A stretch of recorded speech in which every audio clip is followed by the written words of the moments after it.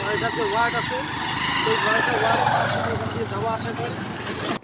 Video দিছে আরে আসসালামু আলাইকুম প্রিয় দর্শক, এই মুহূর্তে যে যেখান থেকে আমার এই ভিডিওটা দেখতেছেন, তো আমি এখন যেখানে দাঁড়িয়ে আছি সোনাহাট থেকে টু ভুঙ্গামারি, এই আমাদের নতুন হাট মানে চর ভুঙ্গামারি ইউনিয়নের রাস্তার এই পরিস্থিতি।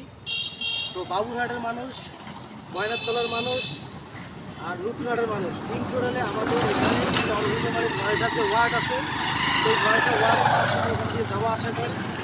এমন একটা পরিস্থিতি রাস্তা, তো আমি আর কি বলবো।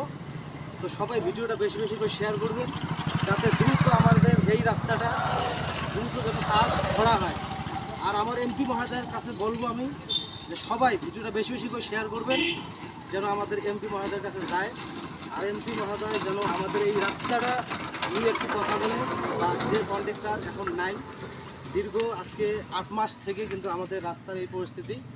সবাই একটু যদি শেয়ার করেন তাহলে দ্রুত আমাদের এই রাস্তাটা কাজ হবে।